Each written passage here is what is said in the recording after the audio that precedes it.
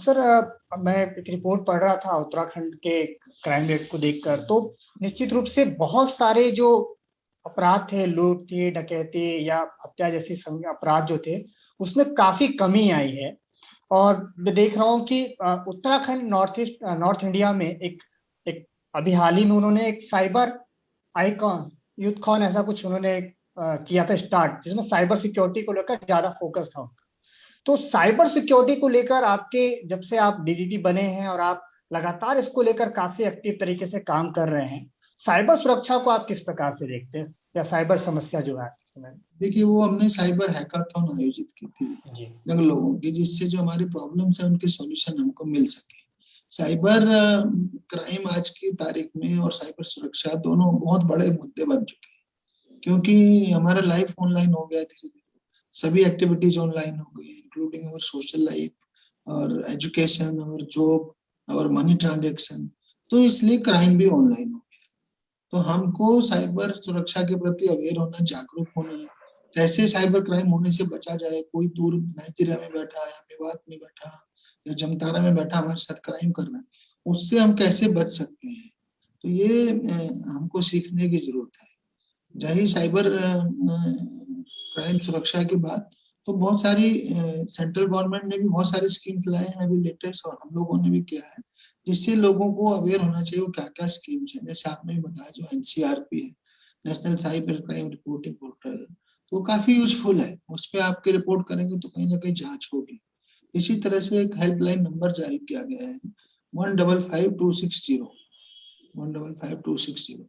ये बहुत काम का नंबर है। अगर आपका पैसा फ्रॉड से चला जाता है, तो अगर आप 24 घंटे के अंदर इसको रिपोर्ट कर देंगे तो बहुत चांस है कि वो पैसा आपका बच जाए, फ्रीज हो जाएगा।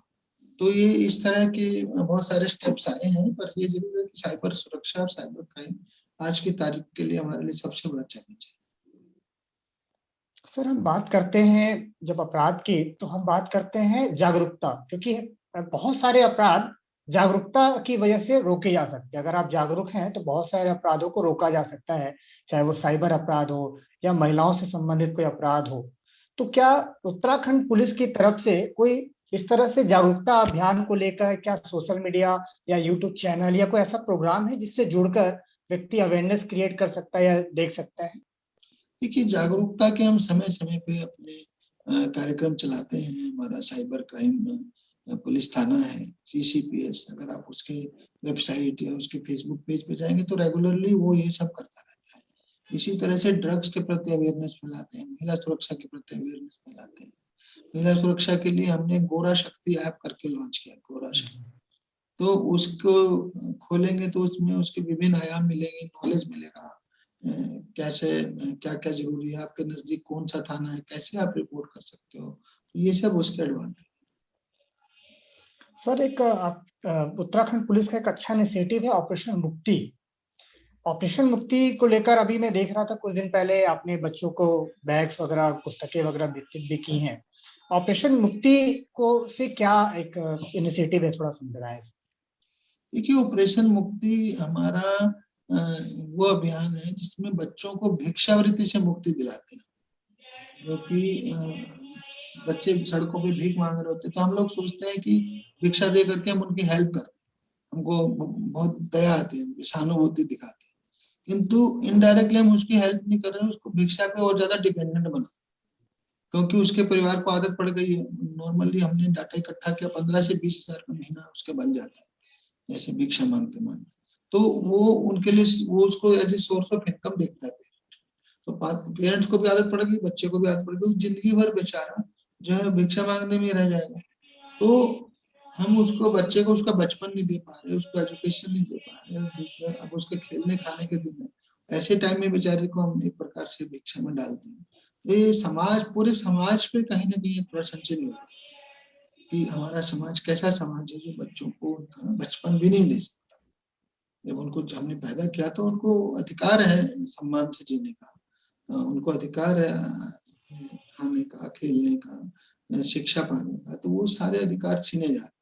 तो इसलिए हमने ये ऑपरेशन मुक्ति चलाया था कि बच्चों के लिए, उसका हमने स्लोगन दिया था कि बच्चों को भिक्षा नहीं शिक्षा दो। तो वो स्लोगन के तहत हमने अभी तक उत्तराखंड में 14 से 30 बच्चों को 14 से 30 बच्चों को भिक्षावृत्ति से निकाल करके स्कूलों में डलवाया, एडमिशन करवाया। ये हमारा ऑपरेशन मुक्ति है। बिल्कुल। तो अभी हम बात कर रहे थे पुलिसिंग व्यवस्था की। तो पुलिसिंग व्यवस्था में जैसा कि हम देखते हैं कि उत्तराखंड पुलिस या अशोक सर की जो पुस्तक है खाकी में इंसान, उसको पढ़ने के बाद एक संवेदनशील पुलिस व्यवस्था, एक पीड़ित केंद्रित पुलिस व्यवस्था, या हमें कहें पॉजिटिव अप्रोच के साथ पुलिस व्यवस्था, ये एक जो व्यवस्था है, जैसे पुलिस व्यवस्था जिसका हमारा टॉपिक भी है पुलिस व्यवस्था, तो सर संवेदनशील पुलिस व्यवस्था या पीड़ित केंद्रित पुलिस व्यवस्था की हम बात करें तो आपका एक पुस्तक में एक टॉपिक है अंधी दौड़, जहां पे आप बताते हैं कि जब आप जा रहे होते हैं और एक बस पलट चुकी होती है और उसके बाद भी कोई ध्यान नहीं दे रहा होता है। तो संवेदनशील पुलिस के साथ साथ संवेदनशील समाज आज जिस तरह से हम देख रहे हैं, तो किस तरह से आप संवेदनशीलता को देखते हैं एक समाज के निर्माण में? देखिए, संवेदनशीलता इसलिए जरूरी है कि हम लोग लाइफ की, जैसा जिस आपने पोएम की बात की, जिस कहानी की अंधी दौड़, उसको रैट रेस बोलते हैं। इसमें रैट रेस में घुस गए, मतलब हम सिर्फ दौड़े जा रहे हैं, ये नहीं पता जाना कहाँ है। कि उनको ये डर है कि नहीं दौड़ेंगे तो पीछे छूट जाए। तो भाई कोई कहीं भी कुछ भी कर रहे हैं, हमारा उसका मोटिव होना चाहिए ना, उसका कि हम क्यों कर रहे हैं, किस लिए कर रहे हैं, क्या टारगेट है, क्या मिशन है। बस दौड़े जा रहे हैं आंख मूंद करके, तो वो गलत है। जो मेटेरियलिज्म की अंधी दौड़ है वो गलत है। हमें लाइफ में पैसा तो साधन है, हमें चाहिए खुशी, हैप्पीनेस चाहिए। तो हैप्पीनेस तो आपको बहुत सारी चीजों से मिल सकती है। तो मैंने ये फील किया लाइफ में, अभी तो मुझे सेवा में 32 साल हो गए, कि जब आप लोगों की मदद करते तो उससे जो आपको किक मिलती है, जो वो सबसे बड़ी हैप्पीनेस है, वो सबसे ज्यादा खुशी देता है। तो ये जो हमें रेट रेस छोड़ करके अपनी संवेदनशीलता को खत्म नहीं होने देना चाहिए। समवेदना मतलब किसी की वेदना के सम होना, उसको फील करना, महसूस करना। तो हमारे अंदर जो संवेदना है, फीलिंग्स है, उनको मरने नहीं देना चाहिए, और उसको देखते हुए वो हमारे अंदर बनी रहे। जब समाज में बनी रहेगी तो पुलिस में भी बनी रहेगी। वो धीरे धीरे समाज से गायब होती जा रही है, तो पुलिस से गायब होती जा रही है। तो मैं पुलिस वालों को कहता हूँ कि जो पुलिस के पास जो आता है, कोई भी अप्रोच करता है, तो नॉर्मली वो पीड़ित होता है। जैसे डॉक्टर के पास कौन जाएगा, वो जाएगा जो बीमार है। ऐसे ही पुलिस के पास वो आएगा जिसके चोरी हो गई, लूट हो गई, मारपीट हो गई, किसी ने गलत कर दिया, पीड़ित व्यक्ति आएगा। तो इसलिए हमें उसकी समस्या को संवेदनशीलता से सुनना चाहिए, समझना चाहिए, और फिर उसे रिलीफ दिलाना चाहिए, राहत दिलाना चाहिए, न्याय दिलाना चाहिए। तो ये संवेदनशील पुलिसिंग है, ये पीड़ित केंद्रित पुलिसिंग है, इस पे मेरा विश्वास है। तो यही मैं सबको बताता हूँ, और यही मैंने खाकी में इंसान जो किताब है उसके माध्यम से कहने की कोशिश भी की है। क्योंकि आज हमारे साथ सिविल सेवा की तैयारी के बच्चे जुड़े हुए हैं, आप क्योंकि लेखक भी हैं आपकी, जो बहुत ज्यादा बच्चे पढ़ते हैं सिविल सेवा की तैयारी के दौरान बच्चे, वो है इंटरनल सिक्योरिटी, जो आंतरिक सुरक्षा पे आपने एक पुस्तक लिखी है। वो सबसे ज्यादा मेरे बहुत सारे दोस्तों से जब बात होती है तो आंतरिक सुरक्षा को लेकर आज अगर सबसे अच्छी बुक अगर कोई माना जाता है तो आपके द्वारा जो लिखित है आंतरिक सुरक्षा। क्योंकि आप बीएसएफ में भी 4 साल रह चुके हैं, सीआरपीएफ में भी आप 1 साल रह चुके हैं। तो आज जो आंतरिक सुरक्षा को लेकर अगर आप कुछ बात कह सके जो उस पुस्तक के साथ जो अपडेट हुआ है, जो आज बच्चे इसको ऐड कर सके, कोई ऐसी बात जो आप कहना चाहें। देखिए, आंतरिक सुरक्षा के दो बातें तो मैंने लिखी इसलिए थी कि नया टॉपिक 2013 में आया था सिविल सर्विसेज में, बहुत जरूरी है। मैं तो कहता हूँ ये स्कूल लेवल पे भी टॉपिक आना चाहिए, इतना जरूरी है देश की सुरक्षा के बारे में जानना। आपको पता है कुछ देश है, इसराइल जैसे, जहाँ मैंडेटरी है 2 साल की आर्मी की नौकरी या ट्रेनिंग, जिससे आप सुरक्षा के प्रति संवेदनशील बने। आपको पता तो हो कि हमारे खतरे क्या है, किन लोगों से खतरे, कैसे खुद को बचाएं, कैसे देश को बचाएं। तो वो इश्यूज है इसके अंदर। तो जब ये सिलेबस आया था तो मैंने देखा कोचिंग इंस्टीट्यूट जो, तो उन्हें पता ही नहीं था सिलेबस का मीनिंग। आंसर तो तब बताएंगे, सिलेबस क्या है उसका एग्जैक्टली मीनिंग नहीं समझ पा रहे थे, इसलिए बहुत ही गोलमोल पढ़ाई कर रहे थे। तो मेरे पास कोई परीक्षार्थी आया था जिसने मुझे दिखाया सिलेबस, और फिर उसने अपने वहां पे जो पढ़ाया जा रहा था इंस्टीट्यूट में वो दिखाया। तो मैंने कहा ये तो बिल्कुल रिवर्स है, जो पूछना चाह रहा है उसका इससे कोई मतलब नहीं है। तब मैंने किताब लिखने का मुझे आइडिया आया। तो ये किताब लिखी है, ये मेरा इसमें बच्चों को यही टिप्स है कि किताब अपने आप में बैकग्राउंड देती है। आप आंसर करने के लिए बैकग्राउंड चाहिए ना किसी चीज का, जैसे कोई इकोनॉमिक्स का क्वेश्चन आप आंसर करें, आपको एक इकोनॉमी की बेसिक्स आने चाहिए। ऐसे ही है ये, कि इंटरनल सिक्योरिटी पे कोई सवाल आता है तो उसको आंसर करने से पहले हमें ओवरऑल देश की इंटरनल सिक्योरिटी, क्या हमारे देश के सामने आंतरिक सुरक्षा की चुनौतियां हैं, वो आतंकवाद हो, माओवाद हो, या कश्मीर समस्या हो, नॉर्थ ईस्ट की समस्या हो, क्या क्या चुनौतियां हैं और क्या उनकी बैकग्राउंड है, कैसे हम उनको सोल्व कर सकते हैं या कर रहे हैं, किस स्टेज पे हैं वो, ये सब इसमें मैंने दिखाया है इस किताब में। और जो एग्जैक्ट आंसर है वो इस किताब से हो सकता है ना मिले, किंतु आपकी बैकग्राउंड बनेगी, फिर उसके बाद आपको अपना करंट अफेयर से जो है कनेक्टेड रहना चाहिए और उस हिसाब से अपना आंसर करें। जैसे इस साल के लिए इम्पोर्टेंट हो गया कि अफगानिस्तान में जो रेजिम चेंज हुआ, जो तालिबान है, उसका क्या इम्पैक्ट है, ठीक है, उसका हमारी आंतरिक सुरक्षा पर क्या इम्पैक्ट पड़ेगा, तो ये बच्चों को समझना चाहिए, सोचना चाहिए और उसके लिए तैयार रहना चाहिए। इस तरह का उस किताब जो है आपको तैयार करती है। क्योंकि सर अभी आईएएस के मेंस का एग्जाम भी स्टार्ट हो गया है, अभी बहुत सारे बच्चे एमपीपीसीएस की मेंस की तैयारी भी कर रहे हैं, और आपकी एक पुस्तक है आंसर राइटिंग को लेकर कि मेंस की शुरुआत, जब बच्चा, आपने कहा ना कि एक आंसर राइटिंग के बैकग्राउंड चाहिए, किस तरह से आंसर राइटिंग लिखना चाहिए, उस पर भी आपने एक बुक लिखी है कि एक आंसर राइटिंग का क्या पैमाना होना चाहिए, किस तरह से आंसर राइटिंग होनी चाहिए। कई सवाल बच्चे पूछते हैं मुझसे कि 200 वर्ड्स हैं, 150 वर्ड्स की लिमिट्स हैं, और हमें जानकारी नहीं है कैसे शुरुआत करें, कैसे उसको खत्म करें।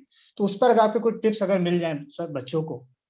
मेरी इस पे किताब है, cracking civil services the open secret, जी। सिविल सेवा परीक्षा आपकी मुट्ठी में, ठीक है, ये ढूंढिए तो ये मिल जाएगी। इसमें काफी मैंने डिटेल में दिया है। बेसिकली आंसर राइटिंग में 2-3 चीजें इंपॉर्टेंट है। सबसे पहले है कि शब्द लिमिट पे हमें बहुत ख्याल रखना है।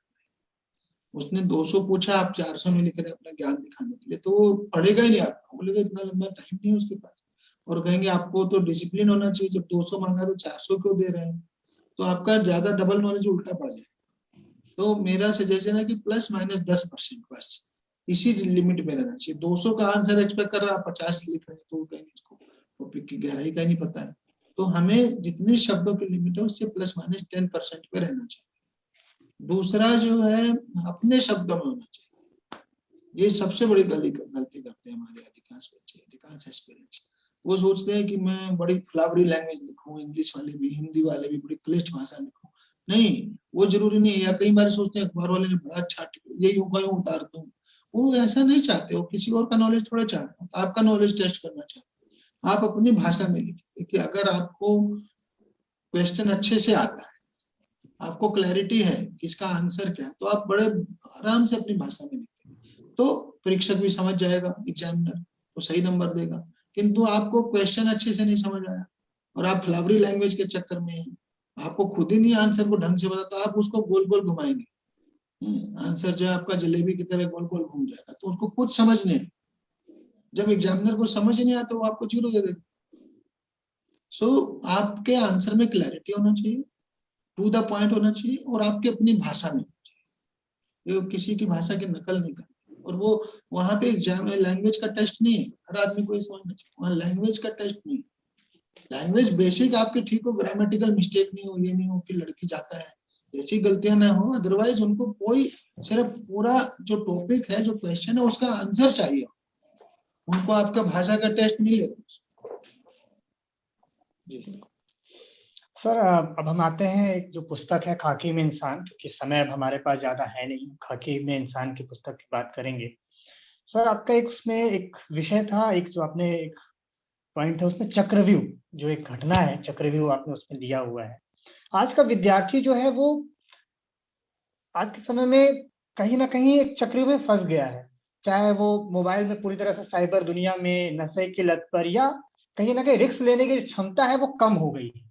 क्योंकि आज के समय में कमियां निकालना बहुत आसान है कि कोई ये नहीं कर रहा है, वो नहीं कर रहा है, लेकिन कोई उस चैलेंज को लेते हुए समाज में बदलाव के लिए काम करने के लिए आज बहुत कम लोग प्रेरित हो रहे हैं। जैसा कि आपने भी जब इलाहाबाद में आपकी पोस्टिंग थी पहली, और आपने वो चक्रव्यूह की जो कहानी लिखी है, तो आपने उस व्यवस्था को देखने के बाद आपने एक बदलाव के नजरिए से काम किया। तो ये जो प्रेरणा है, या इससे आप क्या बच्चों को सीख देना चाहेंगे, सोसाइटी को क्या सीख देना चाहेंगे? देखिए, लाइफ में बहुत सारे ऐसे मोड़ आते हैं जब आपको लगता है कि आप किसी चक्रव्यूह में फंस गए, ठीक है, तो मेरे लिए भी वो ऐसा ही मोड था, क्योंकि मैं आईआईटी छोड़ करके आईपीएस में आया था और ट्रेनिंग के बाद पहली नौकरी इलाहाबाद में थी। तो शुरुआत के कुछ दिनों में मुझे ये लगा था कि मैं किसी चक्कर में तो नहीं फंस गया, मैं कहीं गलत जगह तो नहीं आ गया, जाना था कहीं और कहीं और आ गया। मैं तो सोच के आया था बहुत ज्यादा पब्लिक सर्विस का मौका मिलेगा, ठीक है ना, बहुत चैलेंजिंग जॉब होगा। तो शुरुआती दौर में ऐसा कुछ कुछ अनुभव है उसमें जिनका मैंने मेंशन किया है, किंतु धीरे धीरे वो बादल छंट गए, धीरे धीरे क्लैरिटी हो गई कि नहीं ये बहुत सही जगह है और बहुत यहाँ पे पब्लिक सेवा के बहुत ज्यादा मौके हैं, और जो सोच के आए थे उससे 10 गुना ज्यादा ही चैलेंजिंग और 10 गुना ज्यादा काम है। सो उसमें फिर हमारा काम ही हमारी हॉबी हो गया। तो पूरे हर किसी की लाइफ में ऐसे बहुत स्टेजेस आते हैं। तो मैं तो कहूंगा इवन मैरिज को लेके भी आ सकते हैं कि आपको लगता है कि हम चक्कर में फंस गए, आपकी नौकरी को लेकर के आ सकते हैं और बहुत सारे। तो वो जो है उसमें हमें अपना बैलेंस नहीं खोना है। चक्रव्यूह के टाइम पे हमें ये ख्याल रखना है कि हम जल्दबाजी में कोई निर्णय न ले लें, आधे अधूरे फैक्ट्स के बेस पे कोई निर्णय न ले लें। चक्रव्यूह को तोड़ना है तो पूरी क्षमता से तोड़ना है, अपनी शक्ति को पहचानना है कि मैं, और हमें समझदारी से लेना मेरे अंदर क्या शक्ति है, चैलेंज कितना बड़ा है, उसको कैसे पार किया जा सकता है, चक्रव्यूह से बाहर कैसे निकला जा सकता है। तो वो सारा अगर हम सोचे समझे ढंग से करेंगे और एडोक रूप से नहीं करेंगे तो जरूर लाइफ में आगे बढ़ेंगे। सर आपकी जो पुस्तक है उसमें एक मैं, क्योंकि ये घटना जो आपने वर्णित की है पुस्तक में भी की है और आपने एक यूट्यूब पे एक वीडियोस भी अपलोड किया था, मतलब फेसबुक पे, कि जब एक हम बात करते हैं, इस टॉपिक का नाम है पुलिस मिथक या यथार्थ। जब एक संतरी खड़ा रहता है, अपनी जो ड्यूटी है पूरी निष्ठा से निभाता है, तो आपने उस पुस्तक को जब मैंने पढ़ा तो उसमें इतनी संवेदना है कि एक अधिकारी के प्रति कितनी संवेदना, एक व्यक्ति के प्रति कितनी संवेदना होनी चाहिए। तो अगर इस कहानी पे अगर थोड़ा सा प्रकाश आप डालें। देखिए वो जो पोएम है संतरी वाली, वो तो सिंपली जैसा आपने कहा कि हम आमतौर पे आदमी संतरी को संतरी के रूप में देखता है, वो बल्कि देखता भी नहीं है, उसने सैल्यूट किया उसका जवाब भी नहीं देता है, पास करके चला जाता है, ठीक है। तो वो एक रूटीन बन जाता है, उसे अंदर से नहीं पता कि संतरी का जॉब कितना कठिन है, कितना टफ है, कितना मोनोटोनस है।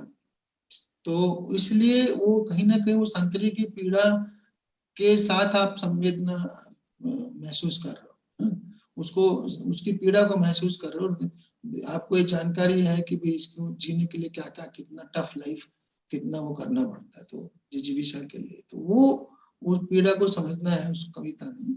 रही बात मिथक और यथार्थ की, तो मिथक और यथार्थ एक प्रकार से वो मैंने पोएम भी वहां वो वाली इसीलिए दी है कि जनता सोचती है कि पुलिस का कोई काम नहीं है।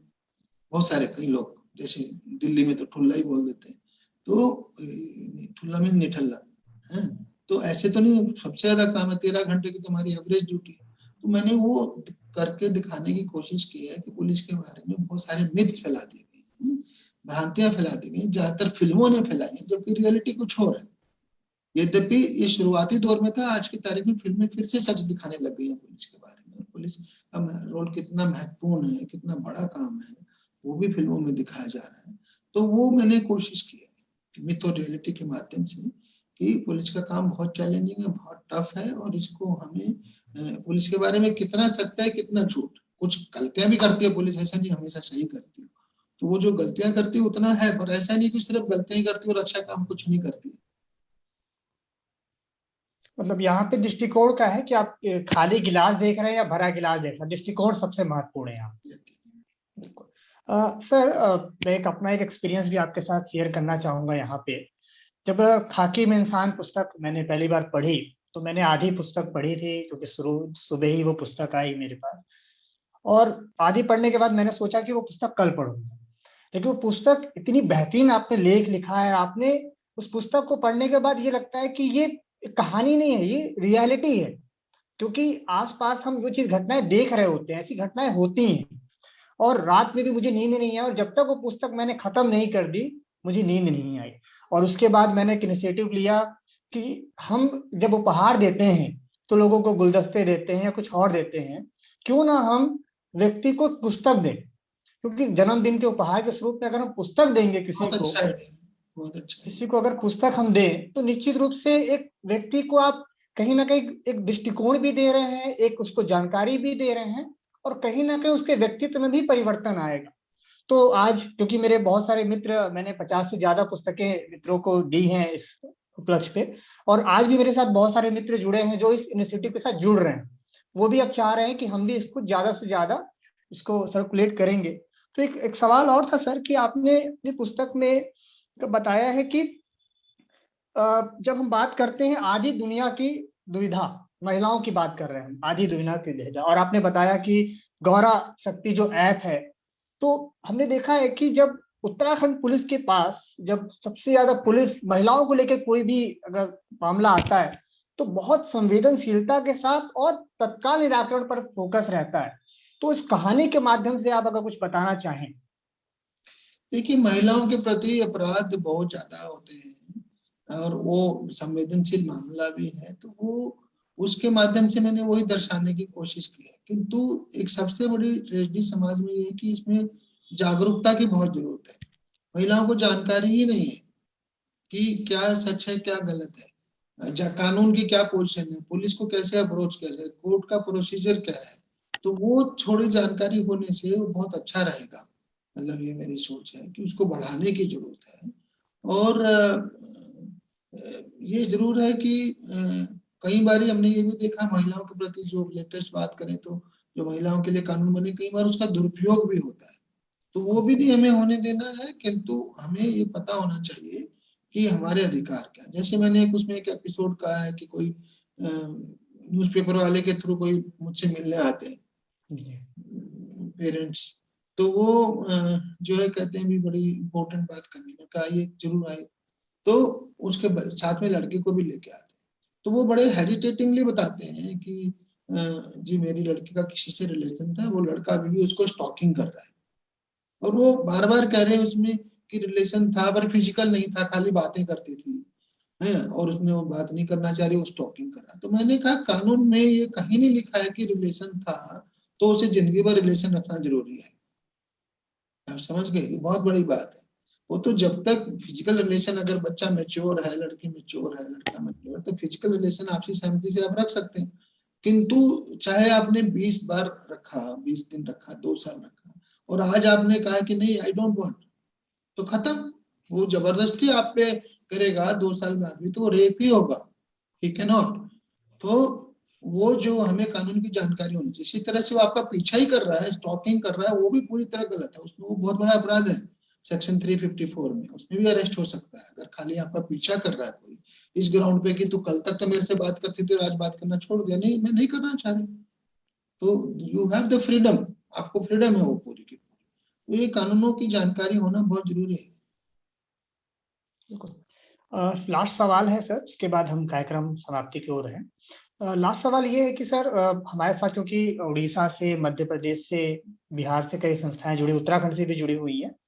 तो सर, एक पुलिस के सहयोग में, जैसे आपने बात किया कि ऑपरेशन मुक्ति, या हम बात करें साइबर सुरक्षा या महिलाओं के अधिकार को लेकर, तो एक सामाजिक संस्था एक पुलिस के साथ जुड़कर किस तरह से एक भूमिका निभा सकती है, किस तरह से सहयोगी के रूप में कार्य कर सकती है, इसे आप किस तरह से देखते हैं? देखिए, ये तो ड्रग्स है, जैसे मान लीजिए ड्रग्स की बात, तो पूरी तरह सामाजिक अपराध है। तो उसको रोकने के लिए हमें उसकी डिमांड साइड को रोकना होगा। डिमांड साइड का मतलब पब्लिक में डिमांड ही खत्म हो जाए, तो जागरूकता से होगा ना कि ड्रग्स के प्रति हम अवेयर करें, तो पूरा समाज ही कर सकता है, अकेले पुलिस नहीं कर सकता। तो जितनी सामाजिक संस्थाएं हैं, इन सब का रोल है कि हम जो है ड्रग्स के अगेंस्ट माहौल पैदा करें, जिससे ड्रग्स की डिमांड कम होगी तो अपने आप सप्लाई कम होगी, और पुलिस भी फिर एनफोर्समेंट बढ़ाए, तो इस तरह से ड्रग्स पे हम काबू पा सकते हैं। इसी तरह से साइबर क्राइम है, इसी तरह महिला सुरक्षा है। तो इन सब में हम तरह तरह के रोल, जैसे मैंने कहा जागरूकता से लेकर के एनफोर्समेंट कराने तक पुलिस के, वो सारे रोल्स जो है ये संस्थाएं खेल सकती हैं। और उनके सहयोग, पुलिस के सहयोग के साथ मिलकर के लोगों को जागरूक कर सकती हैं। लोगों को पुलिस को कई बार अप्रोच करने में संकोच होता है, उस रोल में भी आ सकती है संस्थाएं। तो बहुत सारे रोल प्ले कर सकती हैं। सर, एक विद्यार्थी का एक सवाल है कि जो एक पुस्तक है खाकी में इंसान, क्या ये विभिन्न भाषाओं में उपलब्ध है? क्योंकि मेरी जानकारी से 3-4 भाषाएं मुझे पता है क्या इसके अलावा और भी भाषा में उपलब्ध है ये? अभी तक तो टोटल 5 हैं, मतलब इंग्लिश और हिंदी में तो ओरिजिनल है, और बंगाली, मराठी और गुजराती में ट्रांसलेटेड है। ठीक है। सर, आपने समय दिया, आपने बहुत ही महत्वपूर्ण जानकारियां हमें दी, और निश्चित रूप से आज आपका जो एक मार्गदर्शन मिला है, वो जिसकी जितनी भी प्रशंसा की जाए, एक प्रेरणादायी एक आपका एक वक्तव्य रहा आज। तो ज्यादा समय ना लेते हुए मैं कार्यक्रम में इस संकल्पित मंदसौर के संस्थापक तथा इसरा के संस्थापक सलाहकार आदरणीय दिलीप धनराज गुप्ता जी को आमंत्रित करूंगा, उनसे निवेदन करूंगा कि हमारे आज के कार्यक्रम के मुख्य अतिथि आदरणीय अशोक सर के प्रति आभार व्यक्त करते हुए, साथ ही कार्यक्रम में जुड़े सभी प्रतिभागियों के प्रति आभार व्यक्त करते हुए कार्यक्रम समाप्ति की घोषणा करें। धन्यवाद अभिषेक भाई। इसरा इंडिया और संकल्पित मंदसौर के इस महत्वपूर्ण वेबिनार में हमारे मध्य विराजमान उत्तराखंड पुलिस के महानिरीक्षक आदरणीय श्री अशोक कुमार जी का मैं हार्दिक आभार व्यक्त करता हूं। साथ में हमारे साथ उपस्थित सभी सामाजिक संगठन, करीब मतलब 14 राज्यों से जो सामाजिक संगठन जुड़े हैं, सभी प्रतिभागी जुड़े हैं, सबका मैं हार्दिक आभार व्यक्त करता हूं।